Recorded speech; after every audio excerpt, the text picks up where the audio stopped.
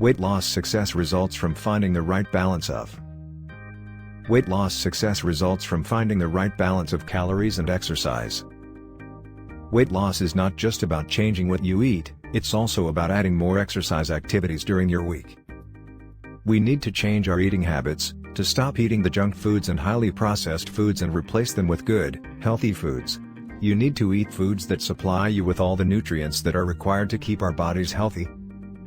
Before making any changes, I recommend that you start a food and activity journal. In this, you not only write down what you eat, but where, when, and what you are feeling at the time. This will help you will see what triggers your hunger and what satisfies your appetite. What foods do you routinely shop for? Once you start to see patterns in your journal, you're ready to start taking action. But keep in mind that deciding to reduce the calories, fat, saturated fat, and sugar in your diet is a big step, and trying to do that at the same time you endeavor to make a drastic change in your physical activity level, may be biting off too much change at one time. Which, sadly, can set you up for failure. Instead of trying to make all the changes at once, I recommend that you set smaller, more realistic goals for yourself and plan to add in a new challenge each week. Don't plan to starve yourself, either. This won't help you lose weight. It's much better to eat small, regular meals 5 or 6 times a day, so that the body never feels threatened and tempted to hold on to its fat stores.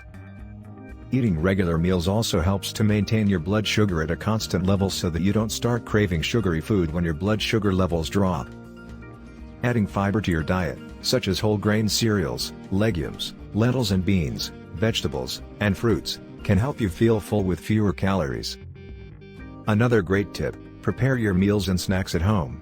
This is a great way to save money, eat healthy, and spend time with your family. When preparing meals, choose low-fat/ low-calorie versions of your favorite foods. Snacks can comprise simple of a piece of fresh fruit, cut raw vegetables, or a container of low-fat yogurt.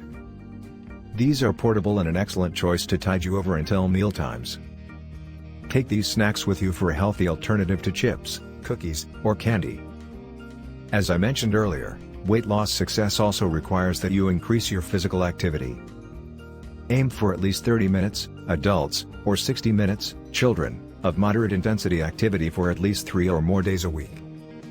If you are just starting to be physically active, remember that even small increases provide health benefits.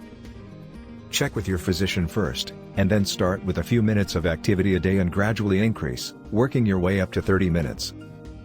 If you already achieve 30 minutes of moderate intensity physical activity a day, you can gain even more health benefits by increasing the amount of time that you are physically active or by taking part in more vigorous intensity activities.